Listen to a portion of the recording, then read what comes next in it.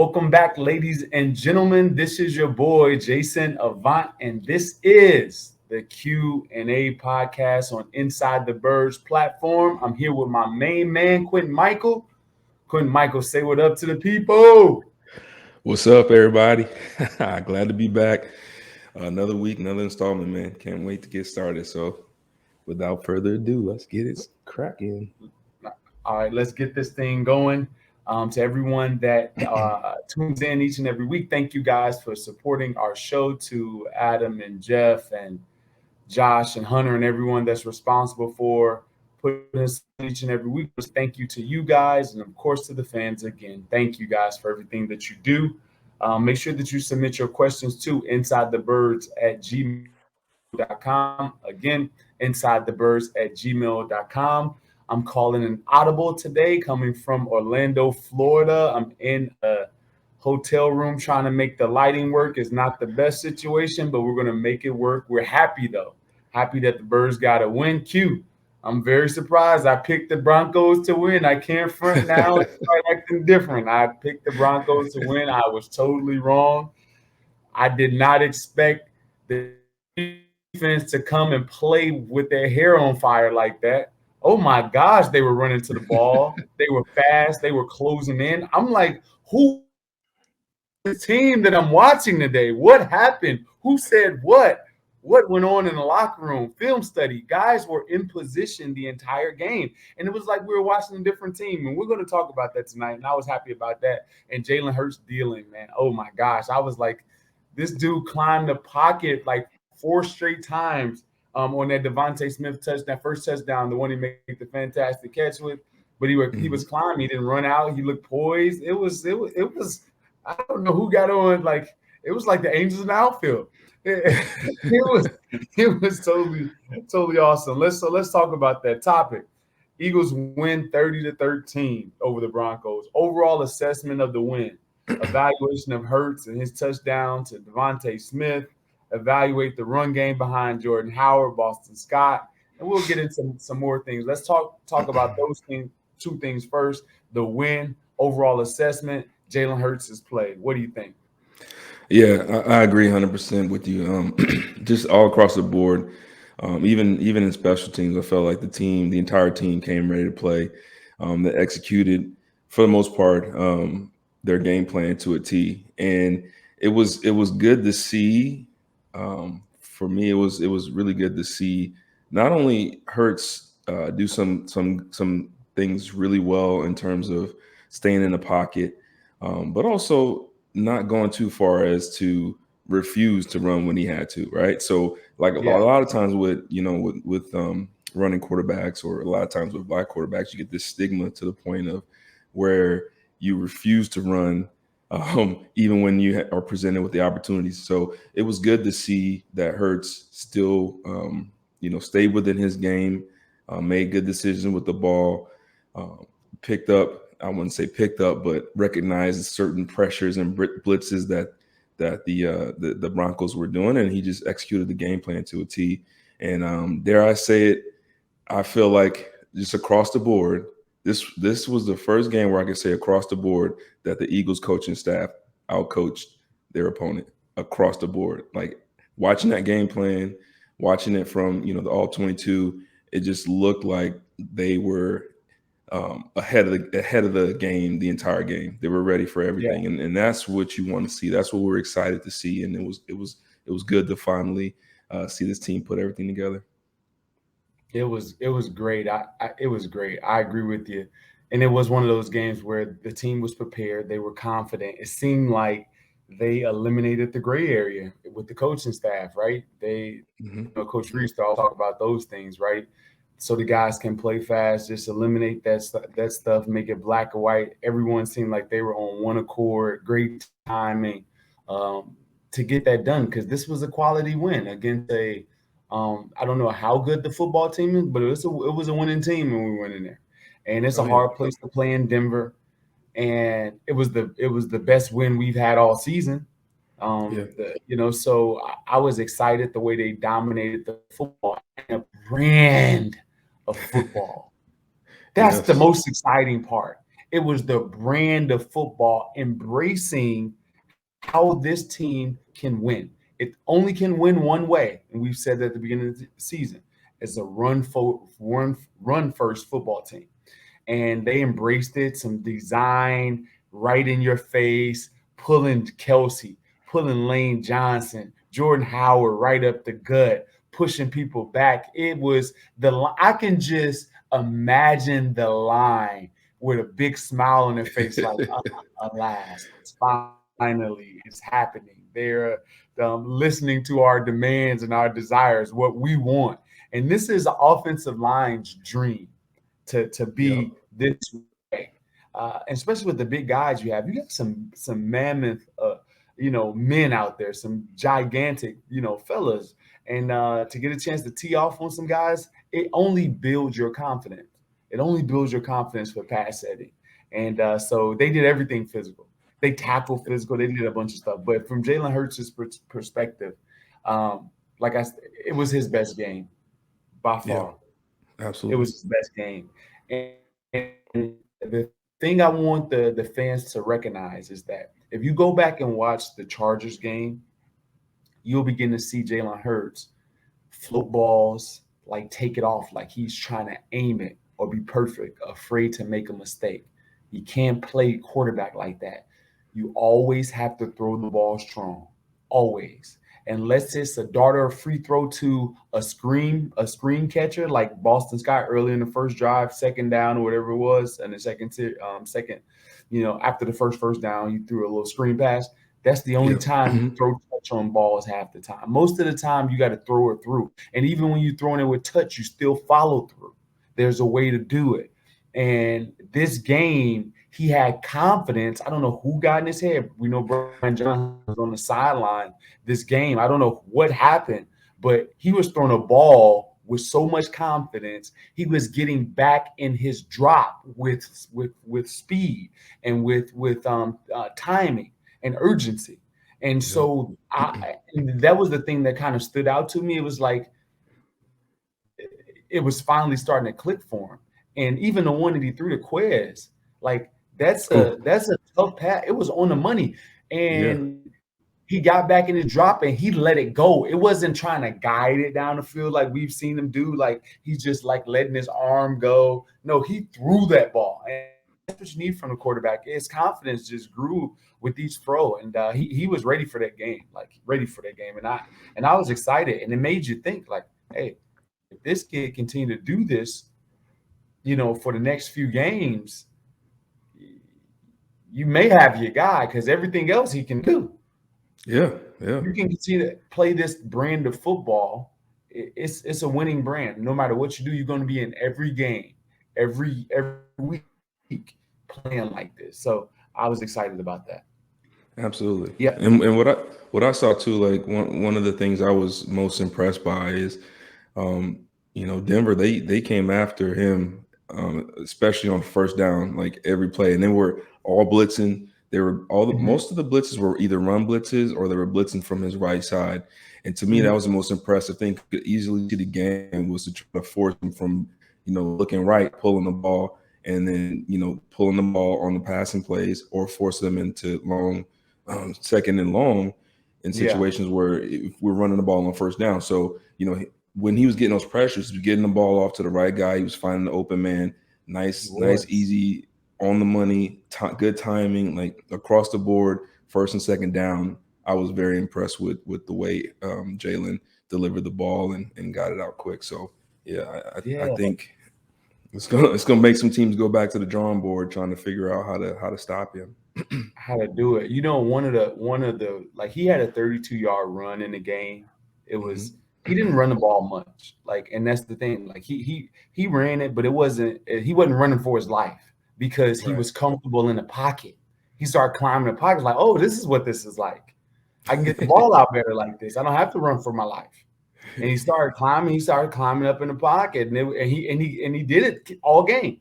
Yeah. And I don't know if there was one time that he left the pocket immature.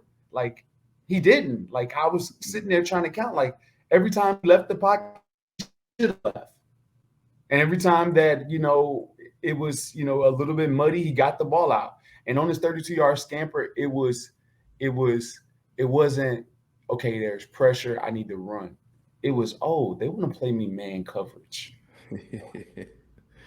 and I Yep. can see it going off in his head. So for everyone that's tuning in, right, when a quarterback he gets to the top of his drop and there's nobody open, you can see the light click off. It's like, oh, they want to play us in man to man. I'm a running quarterback. That means everybody's going to follow their man, and there's no spy on me or anything. So I'm going to let everybody drop, and I'm just going to take off and run. And it was a decision that was made with the brain. It wasn't a decision that was made, prematurely or thought about beforehand. It wasn't. It was right at the top of the drop. He took a hitch up in the pocket and was like, oh, he just, oh, all right, okay, 32 yards, bam. And I was like, now that's football. It's not something that's just premeditated. It's something that was done organically and naturally. And I was like, man, it's balling, balling. So I was very excited about that.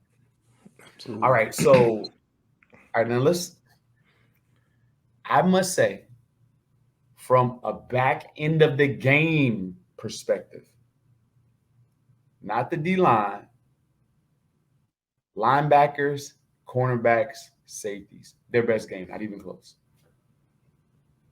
Yeah. To me, not Yes. like. Is there another game they play better? Maybe Detroit. Well, maybe. But here I'm talking about with the speed. Davion Taylor can roll. Yes. That's the one thing I Yes. came out of this game saying. I'm saying Davion Taylor can freaking run. Like the way Yes. he was closing on balls to the flats because he knew what he was doing is like he was prepared for this game.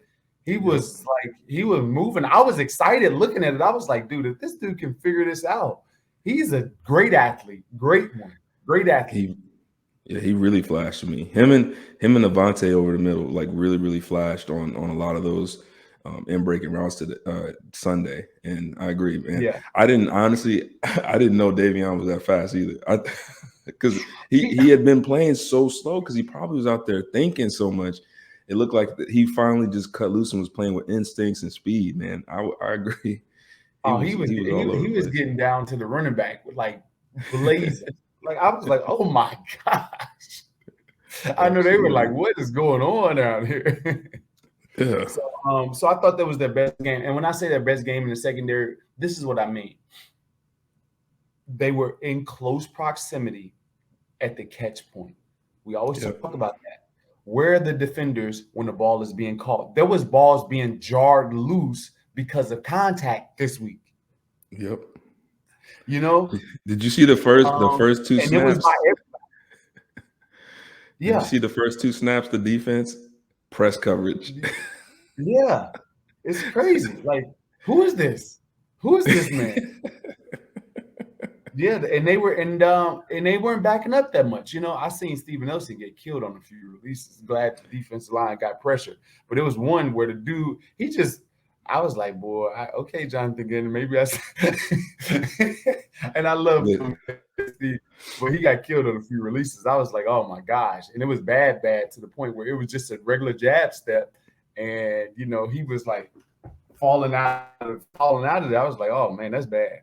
So it was more than just a few. Like he had a rough game. I mean, he started off good, but if Teddy Bridgewater would have caught him, it looked like Teddy was looking towards Slay, which I don't even know. It was like their game plan looked like they were trying to attack Slay, which makes no sense because if they saw tape of a couple of those plays with Nelson, I'd have been going at Nelson all game. Right. Tight end on him. Sutton was on, like, he was having a rough game. Yeah, that was when Sutton got him a few times. Yeah. I was like, ooh, can't put that on tape. You can't. Like, that's the thing. He's a wounded duck. They're gonna come after him. So he got a tightness. And maybe it's because they haven't been playing much press or whatever. He got to tighten it up. You can't play like that. Is he injured? I don't know, but his hips look locked. Yeah. So I was gonna. I don't know if he's injured, but his hips look locked.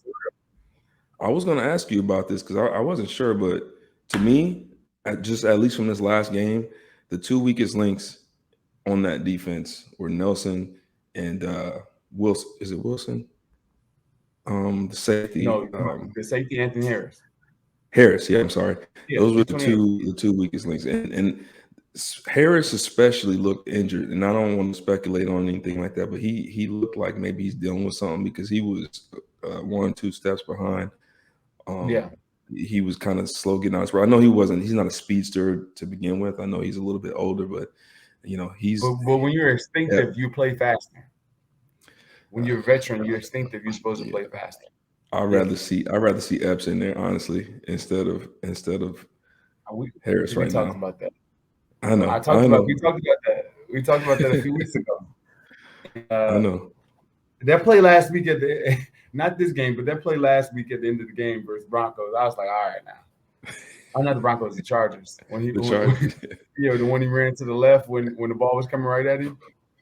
Yeah. Oof. Yeah, so I don't know. So hopefully, I don't want to talk down on the guy. He maybe he's dealing with something, but those right there. If I go into next week's game plan, I'm going after them too, Nelson and Harris. Yeah, but we got to give Jonathan Gannon some credit. Like we've been busting on them, but they were ready to play. Yes. Guys were playing fast, and that's the thing that I noticed with Avante and Davion. It made and Slade coming up a few times. It made the defense look fast. Yeah, absolutely. That's what, like, those 3 players in their closing made the defense look extremely fast on the film, and so it was definitely you got to give credit to the D line. So I can't just exclude them, because that was the number 5 rated rushing team in the NFL that they just played. Oh yeah. So that's a dominant rushing team. Javonte Williams coming on strong and runs through tackles. Melvin Gordon catching out of the backfield and running it hard. So they had some good yards and some good games on paper as far as running the ball, but the defensive line did an adequate job. Jonathan Gannon did an adequate job in order to just slow them down as much as he could. And they stopped them in the red zone. And that's where it mattered. A few times where they had the ball, inside the 1st and goal from the 3, 4, they kicked the field goal. That's just unheard of. So, give Jonathan Gannon his credit for this game. For this game, that team came ready to play. I don't know who did the pep talk, whoever did the motivational speech, whatever the coaching staff got into, during the week, and keep doing it. Keep doing it. Bring in Phil Jackson, start doing some meditation and some yoga or something. But whoever did it, keep doing it. No doubt, man. All right. So Q, let's go into that next section. Let's go and get DraftKings read. Oh yeah, let's talk about DraftKings. I love talking about DraftKings. All right, so for my football fans, who's ready to score some free bets? Now you can when you bet on any NFL game this week with DraftKings Sportsbook, an official sports betting partner of the NFL.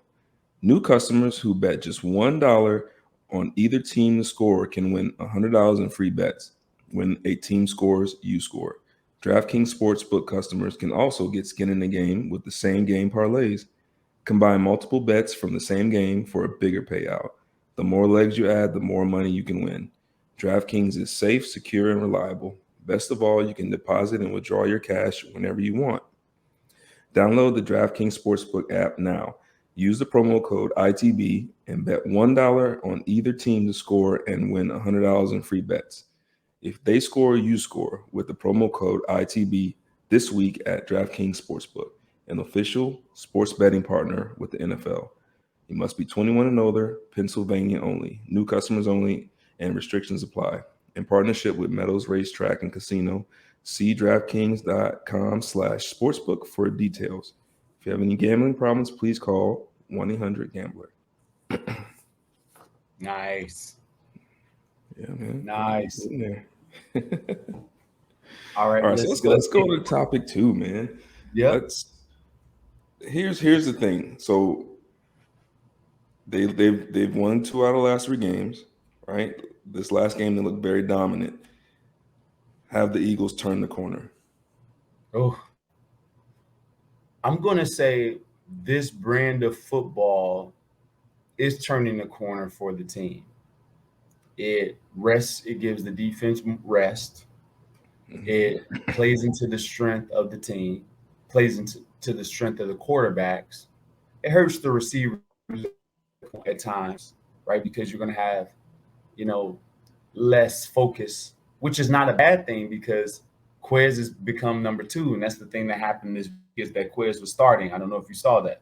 Yeah, I did. Yeah. Um, Quez was the starter, overtook, Jalen Rager this week when it came to, numbers and targets and just starting a football game. So it limits how many guys you're gonna see catch the ball. It's not gonna be this wide open offense. So it kind of hurts that, but it helps the team overall. And you got to do what's best for the team. So this brand of football is turning the corner. Now, will we have enough time to go through some teams that are going to scheme up for it and divisional opponents that's going to see it, for 3-4 weeks and kind of figure it out how we're going to adjust and adapt to that. But this is the way we should have been playing after we lost to the Cowboys. Yeah. This is the game that should have occurred then. So yes, I believe they could turn the corner. What do you think? Yeah, yeah. I think they turned a corner. I think maybe we had it all wrong. Maybe the first few games they were just kind of feeling the players out. We had talked about how they really didn't do much in the preseason, and so it was almost like the first few games maybe that was their quote unquote preseason, and now they figured out, okay, this is the formula for us to win. This is the formula for us to be successful, and Mm-hmm. did different combinations of players on the field and different things, trying to figure out what they can do. And maybe now they've turned the corner in the sense of now the coaches understand better what they have in front of them. They're not trying to put square pegs in the round holes. And I think if they Yeah. continue down this road, yeah, they've turned the corner, and I think they're learning how to win, and that's the most important thing. Is once you learn how to win a game, it doesn't matter how you do it. It doesn't matter if you do it running the ball. It doesn't matter if you do it throwing 100 times a game. If you, as a team, figure out a way to win, you always can fall back on that, and you can always say, "This is our brand of football. This is what we do. This is how we win." Now I know what I need to do. So I think it definitely is a turning point. I think it is long overdue, and I think that hopefully the people at the that are making certain decisions understand that winning cures all. And if this Yeah. is the brand of football that is successful here, if it's the brand of football that the fans like, if it's the brand of football that gets you into the playoffs, let's roll with it. Let's roll with it. And I agree with that, like on so many levels, right? So um there's gonna be teams that's gonna stack the box. Yeah. But as long as we still can commit to the run game, you're gonna see wide open passing lanes like you saw all game this past week versus Denver. Absolutely. Because they know the Eagles the last two games they've been running the football. They've been, so everybody's in the box. They're run blitz and they're doing all this stuff. And as soon as you drop back to pass or fake a play action or fake a run to a play action, guys are wide open. Like there's no room, and the throws are easier, right? So Yeah. all of these things are beneficial. Now, the thing that's going to decide turning the corner fully is if the defense can play like they did this past week. Yes. Yes. So the offense have put it together the last 3 weeks. The Yeah. defense have had some bad moments, Yeah. and it's a team game, but it's been some bad moments at times.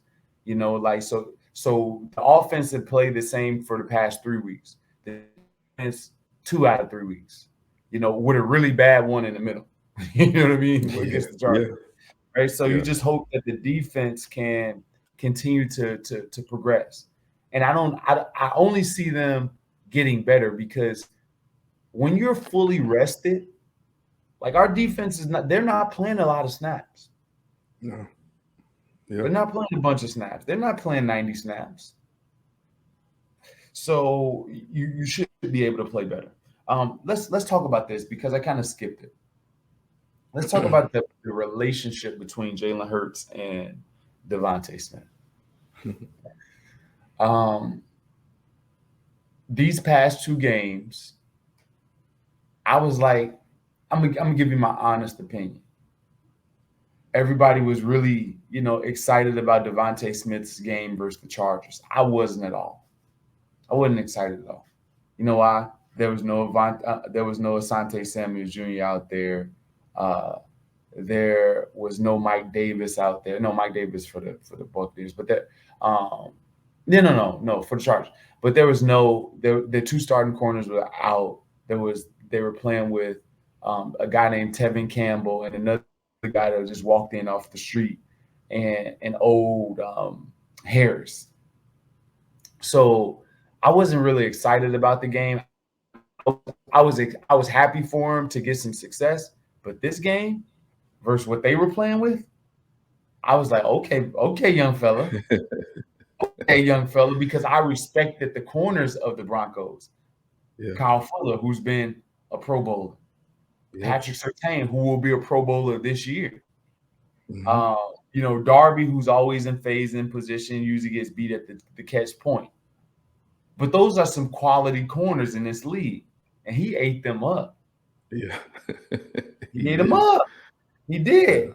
He was getting open. There was large amounts of separation, and he's starting to figure it out. He's starting to use his little lean when it comes to instead of because he can't play big and expose his chest. He's giving his little shake, and he's trying to get on the edge of people and dipping his shoulder. And so I was excited about that. The first throw to on the move on Patrick Surtain, like that's a great throw. It's a great throw. It's an even better catch, but you got to put the ball in position for him to make that play. And that was a special thing. I thought that was, his second touchdown was as simple as it gets. I don't know where it looked like they were playing some type of hole coverage, but I don't know where the whole defender was. I'm looking at the quarterback. Looking at the quarterback, probably. Yeah, he was nowhere to be found because there's no way you can run that wide open in the red zone. But I will take. Yeah. But I'll take it. He was open all game, and I think that they're brewing something. What you think about Devontae and Jalen? Yeah, I agree. So it's funny that we're talking about this because I don't know did you watch the Monday night game, the Rams and the Niners game? I did. All right, so you notice it was the first half. It might have been the first drive. The Rams had the ball. OBJ is running like a go route or something. Stafford draws back and throws the ball up in the air. OBJ, who's probably used to Baker Mayfield, seeing that the corner's on top, that he probably wouldn't throw that. So he stops his route. The ball continues to sail, gets intercepted. So my buddy texted me. He's like, "Hey, whose fault was that? Was that Stafford's fault or was that OBJ's fault?" And I said, honestly, it's probably more that they don't know each other. They're not comfortable with each other. Stafford would probably go over to him and say, "Look, listen, I don't care if the corner or the safety's on top. I'm going to trust you. I'm going to throw the ball up. You're going to go and make a play." And so if you look back to that first touchdown, to me, that's what I saw. I saw a quarterback in Hurts knowing that he's trusting his receiver to go up and get that jump ball. And to me, that's what all of that what's the word I'm looking for? The chemistry is about, right? Yeah. Opportunity to give your receiver the chance to make a play. The ball was put on the money. It was perfect. It was in a spot where it was a little bit in danger, but it was in a spot where he knew that it either Devontae was coming down with it, or it was going out of bounds. And so to me, Yeah. like that's what I'm starting to see is that chemistry of Hurts trusting Devontae trusting Hurts, and they're coming together, starting to come together. And it was to me just that one play alone, just showing how far they've come together this season in such a short amount of time. It takes nuts to throw that pass Yeah. because he wasn't open. Right. Let me tell you guys something. He was not open. It takes some nuts to throw that pass, but you put it in. You give your receiver a chance when it's a one-on-one situation. He recognized that the safety wouldn't be there in time. Therefore, even though it looks like it's in danger, you still throw it, and that's this league. Yep. You throw the ball when a receiver doesn't look open. If it's a one-on-one situation, you put it in a place where you feel like he has the best chance to make the play, and you throw it. That's why Aaron Rodgers throws so many touchdowns. That's why, Mahomes throw touchdowns. These guys throw touchdowns. How many times have you seen Tyler Lockett with one-on-one situation and is thrown in an awkward place and he ends up making a play? That's the National Football League. That catch is indicative. That's like a microcosm of what the NFL is. You trust the guy when it's a one-on-one situation. If the safety can't get there, usually the receiver is going to be the better athlete and come down with it. It's because most time DBs we panic, man. It's like, oh Yeah, no, he ain't supposed to throw this. I'm covering him. He's supposed to look somewhere else. Yeah, that's the most frustrating for a DB when he got you strapped. He's right next to you and you still catch it. He be like, "Oh man, what the?" That's the worst feeling in the world. I And used to then have right after that, I'm so mad. y'all get up and point to first down and all that other extracurricular stuff. Oh But man, I yeah, used man, to it's good to see that. practice back in at Michigan. Marlon Jackson, he used to go against me all the time. It was Marlon for my first 2 years, and Yeah, I then remember Leon Marlon. Hall my last 2 years. Marlon Jackson and Leon Hall, and Marlon used to go into a whole spaz out. Like a whole spaz. Like what do you like? Like he would have a whole like scene. Like coach would be like Marlon, you can't do like what can you do? He just caught it behind his head with one hand. Like you can do that. That's supposed to happen. Go like he just have a whole spaz out. I was like, dude, you can't cover me. See, He's right man, there the whole time. Me and him ready to fight and everything. That's that. But it goes both ways because you beat the guy, make him fall down, the quarterback throw it on the ground, he get up. Like I'm like, shut up. y'all receivers, man, y'all be too much, man. You're about to say something. Nah, I was just Yeah. talking, but yeah, man. We used to get into it in college too. I remember one time our receiver corps was a bunch of clowns, man. They were good players. Now this is Boise State back before all the superstars came in, but we still had some good players. And I remember after one play we were at practice, it might have been a bowl practice, and they just kept messing with me. And man, every play they just kept messing with me. So one time they called it a ball, and I'm coming back to the huddle, and the entire receiving corps for some reason just surrounded me, and they were just all laughing at me and just annoying the hell out of me after the play. So I'm like, man, leave me alone. So the next play, one of the coaches sent me on a blitz. I'll never forget this. Dirk Cutter was our head coach at the time, and I was so mad at the receivers. And the quarterbacks wear the red jerseys. Yeah. So he sent me on a blitz, and you're not supposed to hit the quarterback. I smacked our quarterback, like gave him everything. He fumbles the ball's on the ground. I picked the ball up, and I blacked out at this point. I picked the ball up and just punted it to the other side of the field. and then Coach Cutter was like, "All right, that's it. We're done." That was the end of practice. See, now I wouldn't have lost my mind to that point if I didn't have a bunch of receivers messing with me the entire practice, trying to make me lose my mind. Jay Swilly, Billy Wingfield, if y'all listening, see, it's y'all fault, man. You can't be doing that in practice. Omar Gaither. I remember. It was you. I think you were on the team. Yeah, you were on the team for sure. Yeah, I was there I with remember we OG. first got Ernie Sims. And Ernie was Oh. tearing us up in practice. Like we first got linebacker Ernie Sims. Like so, we go to our first training camp. He coming from Detroit. He's trying to prove himself in practice. He is annihilating everybody, right? I Like remember. he doesn't know practice. It's thud. Ernie running full speed through people, right? So, and I'm like, man, Ernie, you got to slow down. He's like, oh man, no, man, no. So Ernie's like on a whole nother level. And so he's hitting all these guys. But the first defense usually going against second offense. But one day, it's ones versus ones.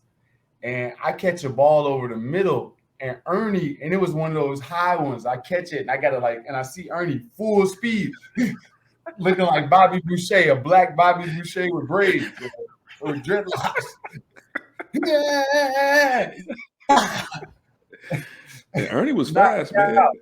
Omar Gaither grabs Ernie. Omar grabbed Ernie. Hey, Ernie, you effing up my playoff cheese. He get hurt. We don't go to playoff. Ernie cooled it out after that. Omar Gaither, listen, man. Listen, you messed up my playoff bonus, man. OG was making business decisions for Ernie. He's like, Ernie came with me, man. I apologize, man. Hey, man, you can't be hitting me in practice like that. Oh, I remember that. Ernie was smacking everybody. He was so fast. Like I don't even know. Like at first I was like, maybe he just don't know how to slow down. Then after the third or fourth time, I'm like, oh no, doing that on purpose. That's some funny stuff. Oh man, that's funny. Yeah. Oh man. Now we got some. To get back on topic, we got some. We got the number one defense coming in. The Saints, number one rushing defense. Mm-hmm. One of the best defenses in the NFL. They've lost the last two, but how do you think that's going to bowl? You think we can play this brand of ball against the number one rushing defense, and are they going to force Jalen Hurts to do something different? And the follow-up question to that, right? We're gonna put these two together, right? Jalen Hurts, the style that we're doing now as far as run first, do you think that's helping him or hurting him? Are we trying to hide him? Is it reducing his mistakes? Like, what's your overall analysis of the mindset behind it as well? So number one defense coming in, can we play this style that we're playing? And then how do you think this is hurting Jalen Hurts? Yeah, so the Saints defense. Dennis Allen is a very good defensive coordinator. He knows his stuff. It seems like he's finally put together, I guess, a roster that kind of complements his style of defense. I know secondary wise, it kind of was a kind of a patchwork, so to speak, secondary, but he's got all the pieces that he needs. So I think it's going to be tough, man. I do think that I think that this team running the ball will still have success. I don't know if it'll be to the tune of what it's been the last few games. It's going to be a lot tougher. That D line, that defensive front is phenomenal. Linebackers phenomenal. Malcolm Jenkins is still there, playing close to the line, playing smart football. He's basically like an extra linebacker down there. So it's going to be tough. I think scheme wise, I think if they do enough to keep the Saints defense off balance with the different type of run schemes that they've been using, coached out, the offensive line coach, I think that they'll do just fine. Now, as far as Hurts,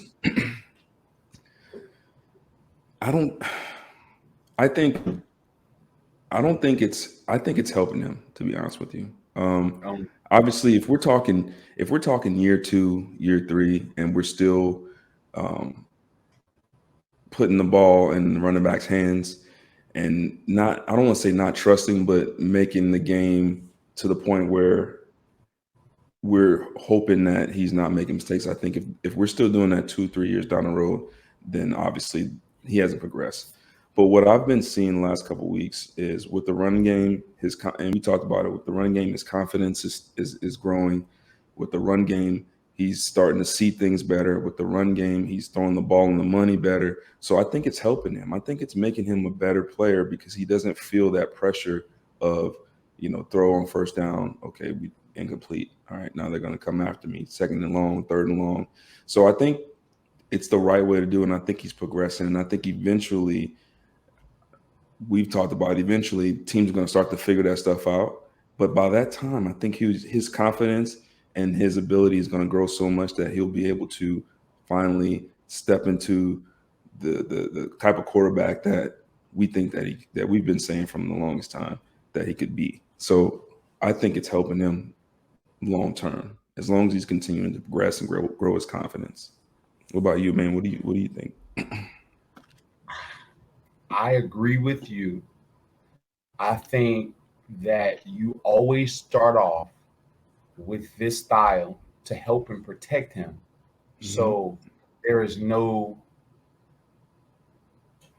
like catastrophic trauma that will cause him to just go in the right. Yeah. And this is a strong-willed kid. He's a confident kid. He's a great leader.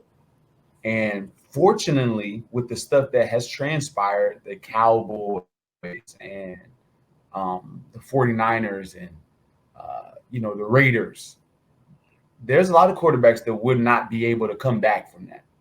It's like, hear me out. There's just not a lot of quarterbacks that's able to come back. You have a few bad games. Like, look at what Sam Darnold is doing, since they started off hot. And look at, any of these guys. Like, it's not many guys that have the toughness and the hunger to want to bounce back like he does. And so I think you put him in this situation and you protect him as best you can. He's going to grow. He's going to learn. He's going to flourish in this environment a lot better than you trying to do too much too quick. Tom Brady, when he first got there to New England, was not in 3 and 4 wide, 5 wide. They were playing with 2 tight ends, David Givens, Deion Branch, Troy Brown would come in on third downs. Like, that's what they were doing. And Corey Dillon. That's what they were doing. It was run the football, it was play action, and then as he began to mature, you start to see them come, unicorns and being able to line up in 5 wide, 3 wide, 13 personnel, 12, 21. They begin to just progress and grow into that. Same way with Russell Wilson. When Russell Wilson got there, they were just trying to run the football and throw play action. It wasn't the Russell Wilson show that we see today. It wasn't like that. They were trying to give him as little as possible, not to mess up the team because the defense was so good. Yeah. So that's the wave that we have to do. And I think that ultimately is going to help him because what you're doing is you're building his confidence. Absolutely. You tried to destroy his confidence at the beginning of the season. I don't know what the hell y'all were doing. I won't curse. That was some dumb stuff. It was dumb. It looks like we're trying to sabotage. That's what it seemed to me. Like, it was just dumb. This is the way. This is after the Cowboys game. This is what this should have been. From then. Yeah. So, but I'm glad they're doing it, and I think it's helping them. So I agree with you wholeheartedly. I think it's helping them. So does the offense need a signature win from the passing game at some point to fully evaluate? Because there's a lot of people that are sitting back now. I've been hearing talk radio all week. We got our court. It's so funny to me. Everybody is ready to throw this man headlong off of the doggone city, tallest building in the city. They're ready to get rid of him. He's not a quarterback. Yeah. And after a game, it's like, oh, you see those throws? We knew he can do it. I'm like, no, you guys did not. Stop it right now. But I still think that he needs more evaluation. You can't take 3 games and make it an entire season. You got to do a full body of work. Like I said, if this team is showing progress, they don't make the playoffs. But each week, his side of the ball is progressing. His play is progressing. He's not seeing ghosts. He's climbing the pocket. He's delivering the ball. Now you're in a position to really help the team because now you don't have to chase ghosts in the draft when it comes to trying to draft one of these quarterbacks that may not, that more than likely are not going to be successful. Yep. You know, go with the sure shot players.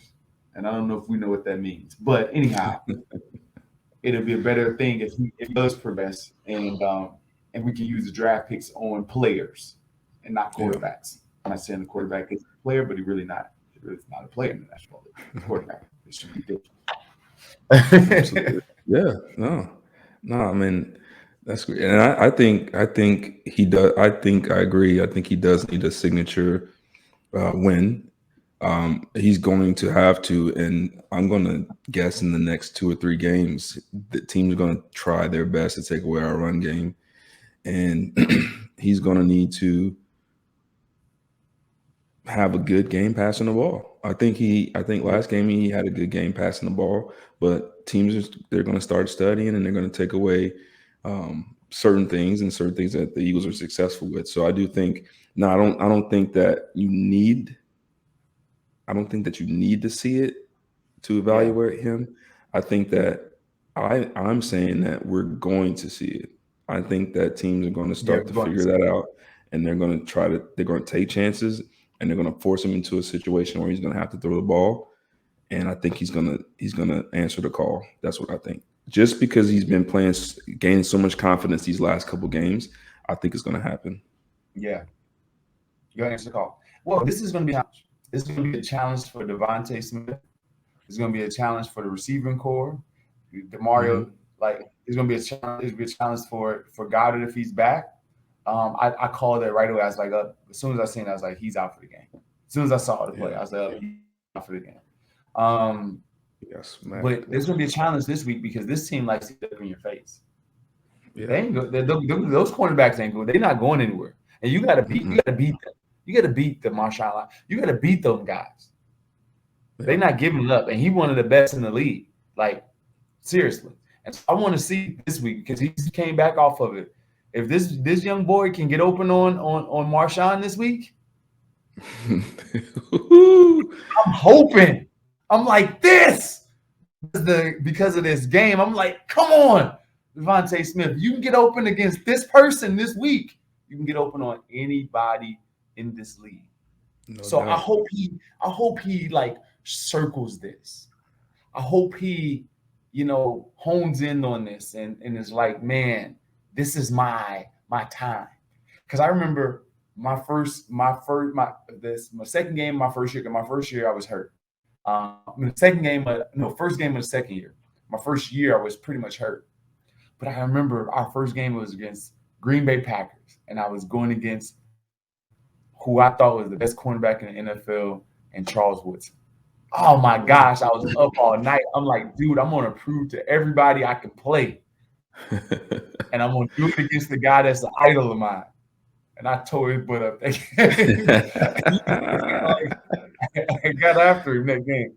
It made him fall down and everything. And I was like, dude, I know I can play because of that. And this is that game for him.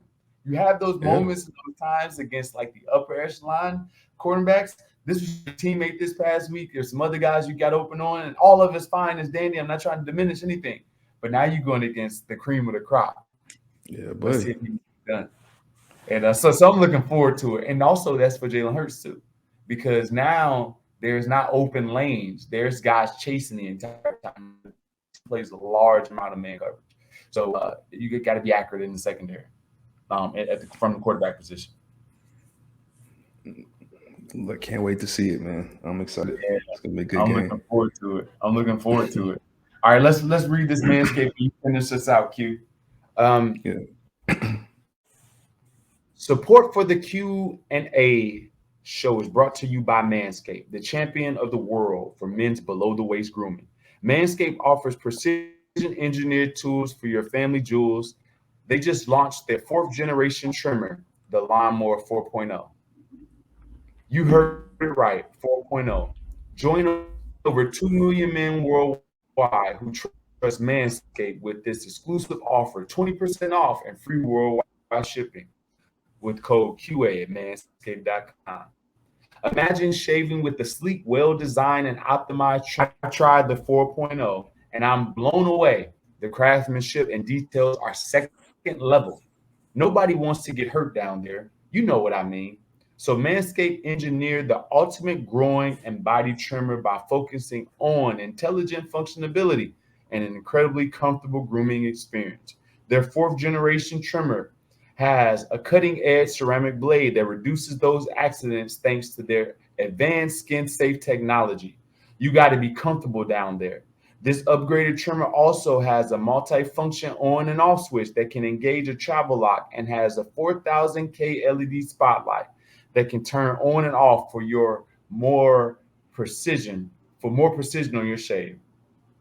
The new Lawnmower 4.0 allows you to customize your trim with guard length sizes 1 through 4. How about wireless charging? Their new wireless charging system uses electromagnetic induction to help the battery last longer. Men, you can't use the same trimmer on your nuts and face. Nobody needs pubes in their mouth. Get your own ball and hair body trimmer with Manscaped. Make me time the best time, like Jason Avant always does. Get 20% off and free shipping with code QA at manscaped.com. Your balls will thank you. Get 20% off and free shipping with code QA at manscaped.com. That's 20% off and free shipping at manscaped.com. Use code QA. Unlock your confidence and always use the right tools for the job with Manscaped. Your balls will thank you. That's my favorite part of the show, man, every week. All right, let's get back into it. All right, so let me ask you this. All right, so Miles is coming back, man. There's some voices in the media, some rumblings in the fan base. Some people have been talking about this run game and how successful it's been. And there's people that are saying, that the Eagles, with Howard and Jordan Howard and Boston Scott, how they've been playing, they're saying that the Eagles might not need Miles Sanders. Do you agree with that? There's something going on in the organization. I don't fully agree with that. I think that there is, like when new coaches come in, they like certain guys more than other guys. I just don't think that Miles is someone that they have a lot of trust in. The reason I say that is because Kenneth Gainwell is their third down back. Miles can do a lot of things that Kenneth does, and he's an older player, which he should be able to recognize, pick up bliss, and get open and different things like that. And then they wait till the guy is basically not there to start running the football because they didn't run the football when he was there. It didn't give him many opportunities. So all of these things are, just too many coincidences for me. And I don't know if it's because he's in a contract year and they don't want to pay him going forward. I don't know what it is. So I have to figure out, Miles has to figure out what this agent does. Do they really want me here? So do you go and mess up what's going on? I think Miles is a home run hitter, and you give him this many opportunities, he's going to show well. I think that you should do the Jordan Howard and Miles Sanders combination over the Boston Scott combination, because I think that Miles is a more dynamic player than Boston Scott and Jordan Howard. But I also think that there may be a rift between the coaching staff and Miles Sanders that we're not seeing. This is just me speculating. I'm not using this as gospel or something that I heard. This is just me speculating on what's going on in the organization with Miles Sanders, because it's just weird that they don't run the ball when he's there. As soon as he gets hurt, it goes up. Yeah. Are they trying to lessen his opportunity so they can either give him what they want to give him in free agency, or they want to get rid of him. They don't want to pay him. I don't know. What do you think? Yeah, I agree. This is a weird. This whole dynamic is weird. And I don't think it can be that he's. It seems like a personal thing. It doesn't. It doesn't seem Mhm. like he's because he seems like. I mean, he's been in the league for a few years. He's played. He's played the game. He knows. He should know how to pick up blitz schemes. He should know how to catch a screen. Like everything that he's done previous to this coaching regime, he could be doing right now. So Yeah, I agree. It has to be something that we're not seeing. It has to be something outside of the lines, and it's really frustrating to see that because you got a guy that's a superstar in the making, a guy that can take it to the house at any point, and not being used. So it does add yeah, a little bit to the frustration, and it starts to make me think. At this point, even though I think I agree with you. I think he's a better option than what we have. Even though Jordan and Scott have been doing phenomenal, he definitely is a home run hitter that we need. But I yeah. think at this point, the damage is done. Like at Mm, this point, if he's not in the cards and you're looking to move on, I wouldn't even suit him. I mean, at this yeah, you want point, to the get rid of damage to it. his career in terms of being in the contract year is already done. Don't sue Yeah, him. Let him chill, and then let him go into free agency, and let that be that. But if that's the case, man, I don't get it. I don't know why. I yeah. think So he so fits so the scheme. Go ahead. so sometimes Miles bounces it unnecessarily in this run style. He True. did a lot better with that the last few years though. Like, he's not the fastest player anymore like he was at Penn State. So he was bouncing it a little bit more than normal. But Deuce got him out of it to the point that he was hitting it up between the tackles. And these guys that are having success are going straight downhill. They're not talented enough to shake and bake. Hmm. So, a lot of times, they're one cut and they're getting up the field. So can he do that like they're doing it? I think that when you have Jordan Howard there, usually when you have a great route runner, it makes everybody else in the receiver room a great route runner or a better one. If you Hmm. have a power back that's really good at vision and one cut, it makes everybody else good because the coach is always highlighting that, and guys want to make sure that their name is being called too. So I think that Jordan helps Miles because it's something that he can emulate. It's something that he can have an example in front of him, to show. So I think that helps him in this situation. So we'll see how it goes too, because this is a bizarre situation, and I won't give up on it that fast. I won't say the damage is completely done because there's a lot of games left, and you never know a running back how it plays out because a running back is always a hit away because you need 3 and 4, you need 3 running backs, in this league Yeah. because somebody's always going down, and he just has to buy into what they're doing. I guess I don't know whatever it is on his part, humble himself, and you know when he gets his opportunity, explode because if they're ball 40 times a game, I want my 20. And if he gets his 20, he's going to get 100 yards. So that's what he needs to think about it. Yeah. Yeah. You know. I agree. So we'll see how it plays out. Hit that last topic for us. All right. So yeah, we got a couple questions, and fans, we always love getting these questions. Continue to send those in, and we'll try to answer them throughout the show as much as we can. All right. So here's a good question from Chris E. Says, can you guys talk about Jalen Rager? He's not playing to the best of his abilities. So he's basically trying to figure out, what we think's going on there with Jalen.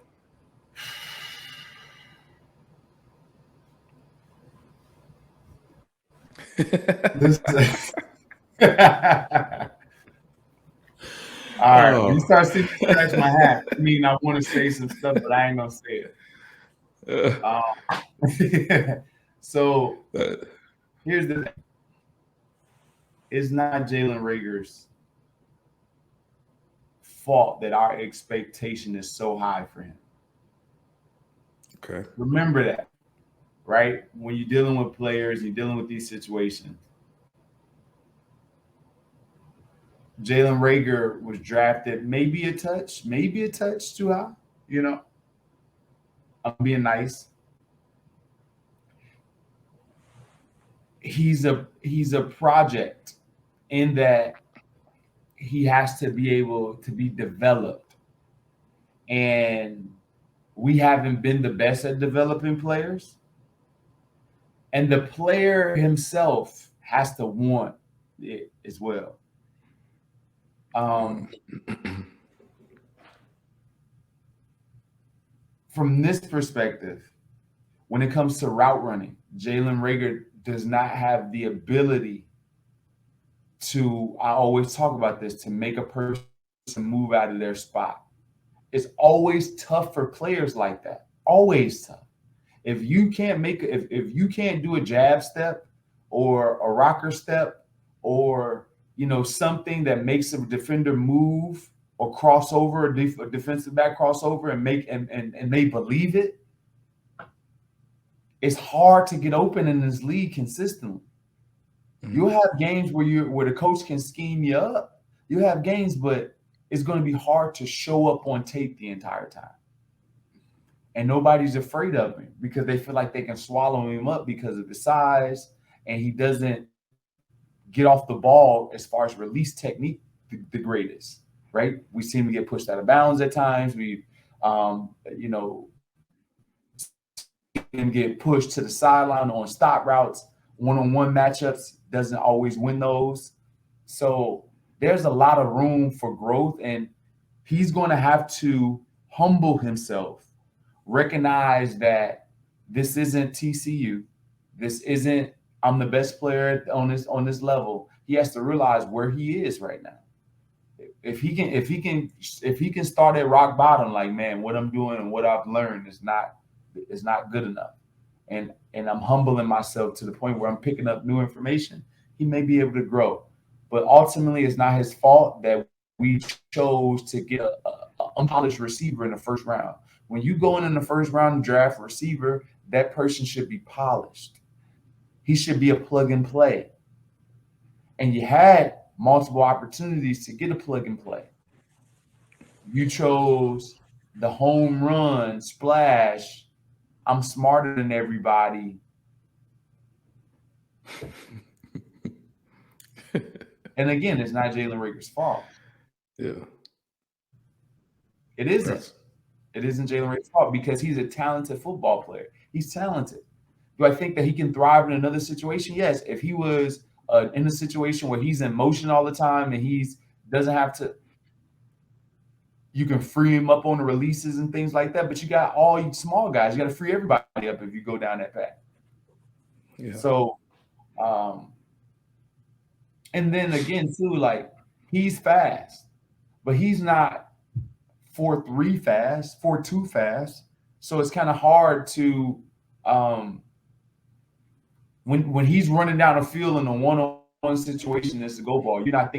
We're not seeing him just sprint out past people. It's always a contested catch. Yeah. It was like that in college. So all these things need to be evaluated, but I took too much time. But no, that was good. I feel bad. Like, at times I feel bad for him because it seems like every game I've watched, he gets a chance to get open and get a wide open catch, and something happened. Like this last game, I forget, it was like the first quarter, he ran an in route and like wide open, and I think either Hurts got his arm hit or it was tip ball or something. And I'm like, oh, that could have been the one opportunity. He could have got that one, took it to the house, and then so it's just a little bit of bad luck for him. And there's been time. It was one game that he was wide open. We just couldn't get him the ball. But yeah. But I agree with you. This and that you've been saying it, I've been saying it. All the young listeners out there, this is at this level, but it really should start when you're in high school, when you're in college, especially. Work on your craft. Take the time, talk to people, like watch other players, learn everything you can about the game as long as you're playing the game, because all that does is make you a better player all around.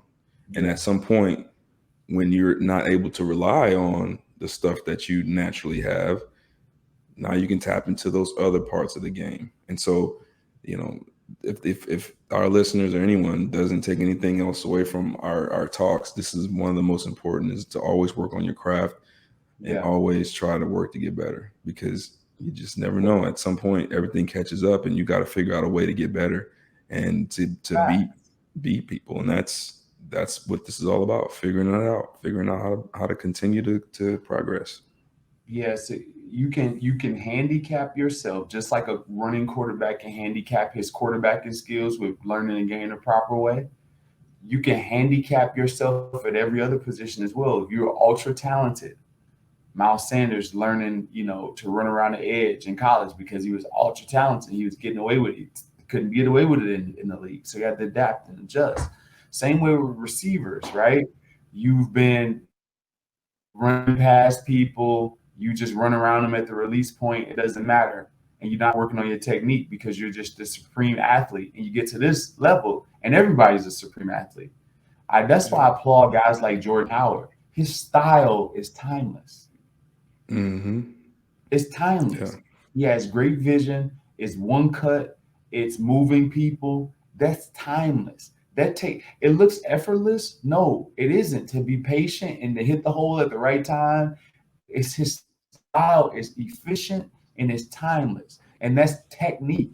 He's not the greatest athlete. And that's what happens is that when you're not the greatest athlete, you have to depend on other things which keep you around the league. The Tim Duncans, those guys, just technique fundamentals. And at some point in this league, you got to have it. And a receiver, you have to be technical in the NFL, unless you're Calvin Johnson, unless you're Randy Moss, unless you're Deshaun Jackson. You're faster than Tyreek Hill. You're faster than the fastest. And even these guys start using technique. Tyreek Hill will break you down now. And now you can't be stopped. And that's why he grows off of that many yards, because he used to just run past people and he was good. He started running past people and giving them moves, before he run past them. Now nobody can touch him if in a one-on-one situation. They got to keep a safety over the top. And that's what makes the difference. It turns a regular receiver into a veteran. It turns a veteran into a Pro Bowler. It turns a Pro Bowler into a Hall of Famer. Technique does that. Say word, son. Yeah. All right, last question. Should the Eagles go after Nick Foles to be Jalen Hurts' backup next year? Hold on. We didn't even know Jalen Hurts is going to be quarterback next year. We're going way too far. And if he does become the quarterback and they do go on an amazing run like we have seen in the past, I don't think that Nick Foles should be the backup quarterback. I just don't. The reason why is because this city can't handle that. That's why I don't think so. This city couldn't handle it before. You're not going to be able to handle it again. We have this great affection and love and admiration for Nick Foles, and he's too expensive for this team. Yeah, I agree. Like, I was going to simply say hell no. Like, we got a statue. We got a statue out front of the stadium. All right, that's good enough. All right, let's let those days. Let's let it go. Let's let it go. Let it go. Let it go. Ladies and gentlemen, this is the Q&A show. Thank you guys for tuning in. I am Jason Avant. We want to say thank you to all the fans. Make sure you submit your questions in the future to insidethebirds@gmail.com. Q has the last words. As always, man, it's been great show, man. Had a lot of fun. And, love talking with you, man. It's fun. Love talking birds. And let's end the show, man. Oh! Let's go. Gotta win. Let's go. 2 in a row for the first time. Let's go. Listen, it's possible. Let's get it. Let's get it done. All right, man. Peace. Peace.